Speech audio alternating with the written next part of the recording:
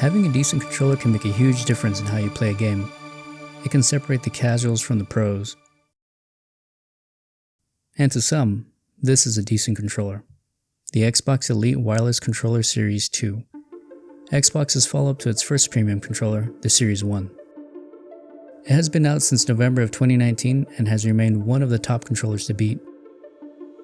I've had this controller for a little over a year and a half now and thought I'd give my thoughts on it as I've put in an ungodly amount of gaming hours with it. First, I'll go over what's included in the box. You get a carrying case with an integrated charging dock, a USB-C cable, a set of 6 thumbsticks,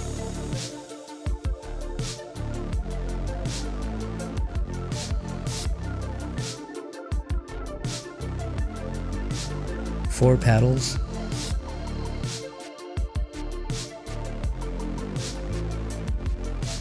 two D-pads, and a thumbstick adjustment tool. Every single piece feels premium, from the texture of the case to the little metallic adjustment tool. Now, a little bit on the features. The controller is marketed as having a 40-hour battery life, and I'll have to say this is fairly accurate, maybe even modest. I can't remember the last time I charged it, and thanks to its integration with the Xbox UI, I get a notification whenever the battery is low and just place it on the dock or plug in the cable directly when I'm done gaming. Even a year and a half later, this still rings true. The battery is built into the controller though, so no swapping out when it dies, unfortunately. You can save up to 3 custom profiles along with the default profile. All the buttons can be remapped using the Xbox Accessories app, even going so far as to allow trigger and stick sensitivity adjustment.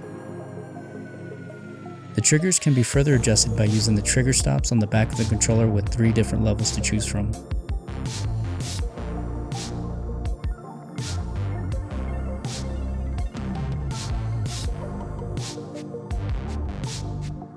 The sticks can be further tweaked using the tension adjustment tool to suit your gaming needs, also with 3 different levels to choose from.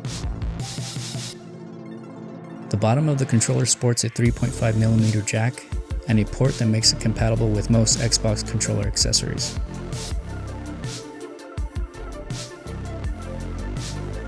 Like I said, I put in a lot of gaming with this thing, for everything ranging from the Artful Escape to Call of Duty Vanguard. It still feels like new and adapts to every game with ease. It isn't just a first-person shooter controller, it's a gaming controller through and through. All the buttons and sticks are still clicky and responsive. The dreaded stick drift has yet to rear its ugly face here if that's something you're concerned about.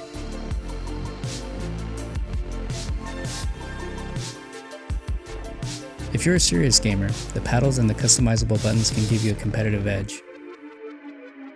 But if you suck at the game, this will not help you unsuck.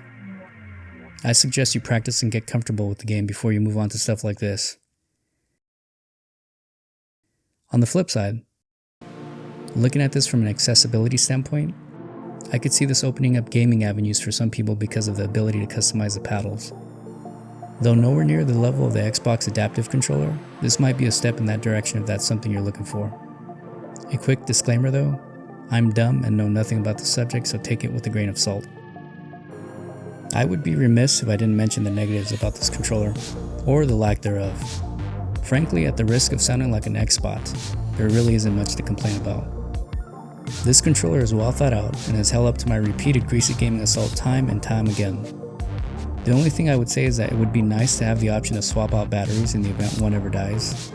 Also, it can be pricey at its retail price of $180 but it's always going on sale and can be found at decently discounted prices quite frequently. Now for the important question. Should you buy this? With rumors of a successor on the horizon and the less expensive core model just announced, I can see the hesitation to bite the bullet. To be totally clear, this is not a necessity. Your games can be enjoyed thoroughly without it. If you've got FOMO and need to have the latest and greatest, I say you just wait for the next iteration. If you have extra funds though, and are ready to level up your gaming now, then go procure one post-haste. I doubt you'll regret it.